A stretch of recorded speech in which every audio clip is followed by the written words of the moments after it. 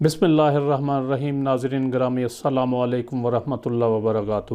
ناظرین گرامی، آج تھوڑی سی بات کر لیتے ہیں ملک کے موجودہ حالات کے بارے میں، اور آپ سے ایک گزارش ہے کہ ویڈیو اینڈ تک آپ لازمی دیکھیں اور اپنی رائے کا اظہار ضرور کریں گے کہ عمران خان صاحب اس ملک کے حالات ٹھیک کر سکتے ہیں یا نہیں، یا پھر اس ملک کی باغ ڈور جو ہے وہ سابقہ حکمران جو ہیں نواز شریف اور آصف زرداری سنبھال لیں، یا یوں کہہ سکتے ہیں آپ کہ اگر عمران خان ناکام ہوتا ہے تو پھر چوائس کیا ہے ہمارے پاس۔ اس بارے میں ضرور اپنی رائے کا اظہار کریں کمنٹ سیکشن میں، آپ کی مہربانی ہوگی۔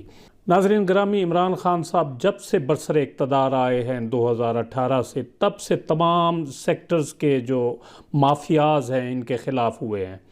میڈیا کو آپ لے لیں، شروع دن سے ان لوگوں نے منفی رپورٹنگ شروع کر رکھی ہے کہ کسی طرح عمران خان ناکام ہو، کیونکہ اگر عمران خان کامیاب ہو جاتا ہے تو پھر جو چھکے میڈیا ہاؤسز مالکان کے لگے ہوئے تھے، اینکر حضرات کے لگے ہوئے تھے، لاکھوں میں تنخواہیں لے رہے تھے، کسی اینکر کی تنخواہ 15 لاکھ روپے ماہانہ ہے تو کسی کی 20 لاکھ روپے۔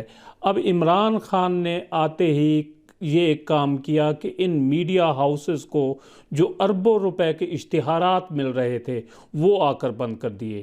آپ نے نوٹ کیا ہوگا کہ پچھلی حکومتوں کے دور میں پورے اخبارات کے پیج نواز شریف، شہباز شریف، آصف زرداری کی جو تصویروں کے ساتھ شائع ہوتے تھے، اور یہ احسان جتا رہے ہوتے تھے کہ ہم نے عوام کی بھلائی کے لیے یہ کام کیا، وہ کیا۔ بھائی، آپ نے اپنی جیب سے کیا خرچ کیا ہے؟ کیا کیا ہے آپ نے اپنی جیب سے؟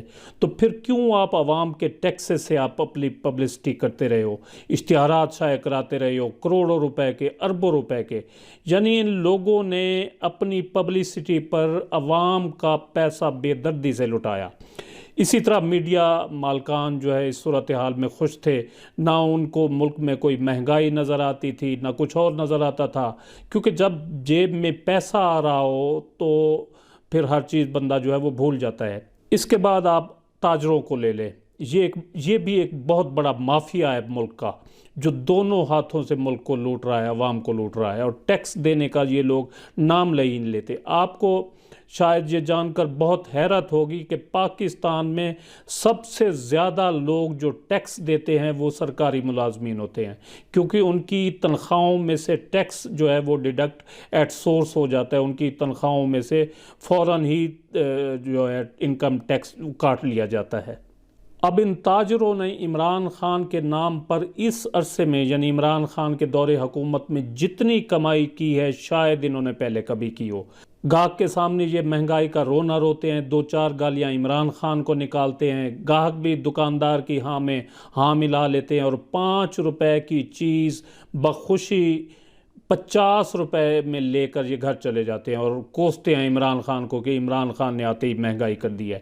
بڑی بڑی منڈیوں میں یہ جو بڑے بڑے تاجر بیٹھے ہوئے ہیں، انہوں نے اشیاء ضرورت کا سٹاک کیا ہوا ہے، کروڑوں روپے کے مال سے ان کے گودام جو ہے وہ بھرے پڑے ہوتے ہیں۔ جب چاہتے ہیں کسی چیز کی جو ہے وہ مصنوعی قلت پیدا کر کے اس چیز کو مہنگا کر دیتے ہیں، اور یوں پھر ملک میں ایک مہنگائی کی خود ساختہ صورتحال پیدا ہو جاتی ہے۔ ابھی حال ہی میں آپ کے سامنے آٹے کا بحران سامنے آیا، حالانکہ ملک میں گندم کی کوئی کمی نہیں تھی، اور اس کے ساتھ جو نیگیٹو رپورٹنگ کی میڈیا نے اور اخبارات نے وہ بھی آپ کے سامنے آئے۔ اب کدھر گیا ہے وہ آٹے کا بحران؟ دوسری طرف ان دو بڑی پارٹیوں نے جو باریاں لگا رکھی تھیں، اور جس طرح بے حسی، ڈھٹائی، بے شرمی اور بے حیائی کے ساتھ اربوں روپیہ لوٹا ہے، اور صرف سیکیورٹی کی مد میں لوگوں نے جو اپنے اوپر خرچ کیا، اس کی تفصیلات دیکھ کر دل کھولتا ہے۔ آپ اندازہ لگائیں کہ نواز شریف نے اپنی سیکیورٹی پر 541 کروڑ روپیہ خرچ کیا، آصف زرداری نے 316 کروڑ روپے خرچ کیے، اور شہباز شریف جو خادم اعلیٰ پنجاب کہلاتے تھے وہ تو نمبر لے گئے ان دونوں سے، اپنے بڑے بھائی سے بھی اور آصف زرداری سے بھی، اور پنجاب میں انہوں نے اپنی سیکیورٹی پر اور کیمپ آفیسز کے چکر میں 872 کروڑ روپے خرچ کیے۔ اگر یہی پیسہ تعلیم اور صحت پر خرچ کیا جاتا تو آپ اندازہ کریں کہ کتنے لوگوں کو اور بچوں کو تعلیم اور صحت کے میدان میں ریلیف مل سکتا تھا۔ ان لوگوں نے اس بے دردی سے اور سفاکی اور سنگ دلی سے اس ملک کو لوٹا ہے کہ بندہ حیران رہ جاتا ہے۔ ظالموں، لوٹو، ضرور لوٹو، جی بھر کے لوٹو، لیکن کم از کم اس ملک کے لوگوں کو مقروض کر کے تو نہ لوٹا ہوتا۔ حتیٰ کہ اس ملک کے اثاثے، موٹر ویز اور اہم عمارتیں گروی رکھ کے قرض لیے گئے اور پھر اپنے علل و تللو پر خرچ کیے گئے۔ بڑا ڈھنڈورا پیٹا جاتا ہے کہ نواز شریف نے سڑکیں بنائی، یہ کیا، وہ کیا۔ تو یہ ایسا کیوں کرتے تھے؟ اس لیے کرتے تھے کہ ان معاملات میں ان کو بڑی بڑی کک بیکس ملتی تھی۔ اور یہ بات تو خود نون لیگ والے بھی کہتے ہیں کہ نواز شریف اگر کھاتا تھا تو لگاتا بھی تو تھا۔ اب مسئلہ ان مافیاز کے ساتھ یہ ہو گیا ہے کہ عمران خان کے آنے سے کہ عمران خان نہ خود کھاتا ہے نہ کسی اور کو کھانے دیتا ہے، اسی لیے آپ کو ملک میں افراتفری نظر آ رہی ہے۔ کیونکہ جب قوم کھانے کی عادی ہو جائے، بیوروکریسی کھانے کی عادی ہو جائے، تاجر، میڈیا، ہر کوئی اپنا اپنا حصہ بٹورنے پر لگا ہوا ہو، اور ایسے میں جب ان تمام مافیاز کا حقہ پانی بند کر دیا جائے تو صاف ظاہر ہے تو پھر تکلیف تو ہوگی۔ اور چونکہ جن لوگوں کے مفادات پر ضرب پڑ رہی ہے اور جن لوگوں کے پیٹ میں حرام کا مال نہ جانے کی وجہ سے مروڑیں اٹھ رہی ہیں، یہ سب لوگ جو ہیں طاقتور اور بااثر لوگ ہیں، میڈیا والے، اخبارات والے، تاجر حضرات، بیوروکریسی۔ تو اس وجہ سے نیچے عوام تک جو میسج جا رہا ہے کہ حالات بہت خراب ہیں، یہ ہو گیا، وہ ہو گیا، وغیرہ وغیرہ۔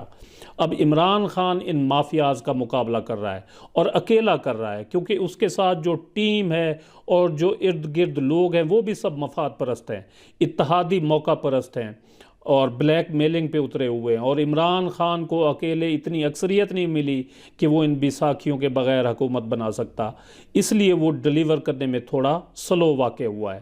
کیونکہ جس طبقے کو بھی ہاتھ ڈالا جاتا ہے وہ ہڑتال کرنے پر اتر آتے ہیں، بلیک میلنگ پر اتر آتے ہیں۔ لہٰذا ان حالات میں ہمیں عمران خان صاحب کے ساتھ کھڑا ہونا چاہیے تاکہ صحیح معنوں میں ملک ان مافیاز کے چنگل سے آزاد ہو سکے۔ عمران خان ہم جیسے لوگوں کی واحد امید ہے۔ اگر عمران خان ناکام ہوتا ہے تو پھر چوائس کیا ہے ہمارے پاس؟ نواز شریف، شہباز شریف، مریم نواز وغیرہ، آصف زرداری، بلاول بھٹو زرداری۔ تو اگر آپ یہ چاہتے ہیں کہ یہ لوگ دوبارہ آپ کے حکمران بنے، باوجود اس کے کہ آپ پر ان کے تمام کرتوت جو ہیں وہ ظاہر ہو چکے ہیں، تو پھر آپ کی مرضی ہے، پھر رونا کس بات کا ہے؟